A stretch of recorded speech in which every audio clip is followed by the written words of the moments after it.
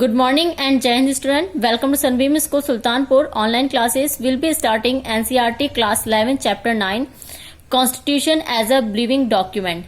In this chapter we discuss about the Indian Constitution can be amendment according to the needs of the time, and thus many such amendments have already taken place. The Constitution has remained intact and its basic premises have not changed. And in this chapter we discuss the judiciary has played an important role in protecting the Constitution and also in interpreting the Constitution. And the Constitution is a document that keeps involving the responding to changing situation. Is Constitution stating many countries rewrite their constitution in response to changed circumstances. Indian Constitution continue to save because the basic framework of constitution is suited to India.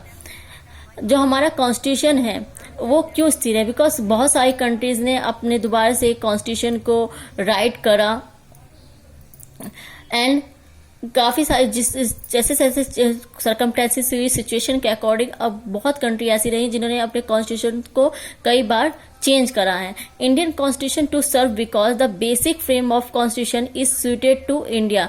लेकिन जो Indian constitution है वो कभी भी उसका जो basic वो है उसको नहीं चेंज किया गया. इससे is our constitution as a living document. Our Constitution came into exist on 26 January 1950 and more than 70 years after that the same Constitution exists and function in India. 26 जनवरी 1950 से हमारा जो कॉन्स्टिट्यूशन है कंटिन्यू 70 सालों से आज भी उसी कॉन्स्टिट्यूशन को हम चलाते आ रहे हैं. उसमें ज़्यादा कुछ चेंज नहीं आया है. दिस डॉक्यूमेंट में requires modification according to the socio-economical change and therefore amendment are used, and by this way we can say that our constitution is a living document. Types of constitution: written, unwritten, rigid, flexible. हमारा जो constitution है ये जो constitution है वो 4 types के होते हैं: written constitution, unwritten constitution, rigid constitution, flexible constitution.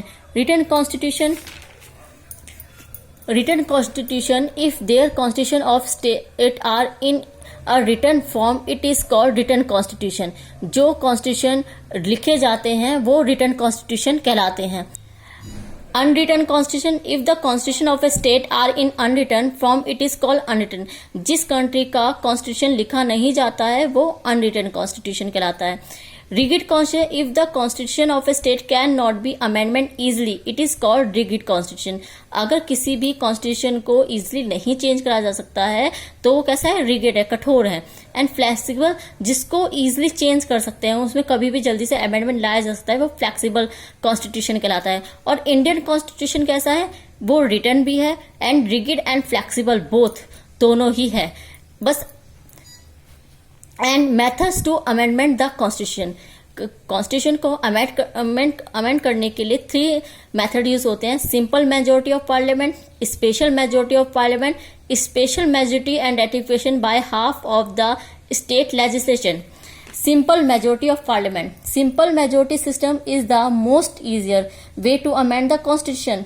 It needs the majority of members of parliament which are presented, and president consent is essential for the approval of amendment.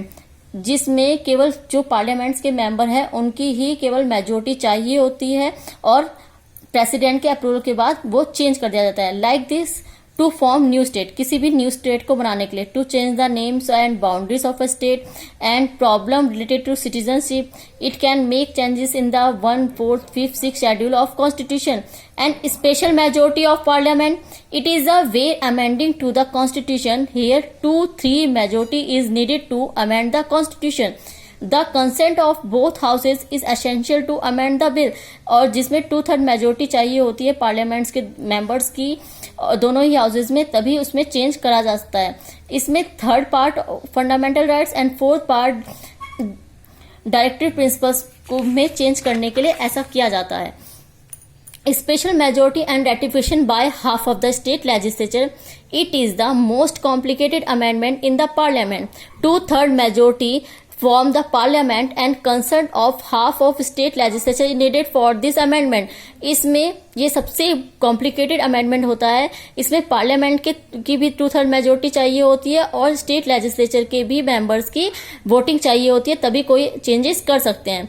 To remove president and vice president, to remove the जजेस of Supreme Court and High Court को remove करने के लिए इस method का use करा जाता है. And problem related to central and state conflict and problem related to election of president and problem related to third list. इस वाले मेथड में इन सब चीजों को चेंज करा सकता है, इन सब चीजों में अमेंडमेंट किया जा सकता है इस मेथड के द्वारा. Now thank you student. In next video we discuss about the other topic of the chapter.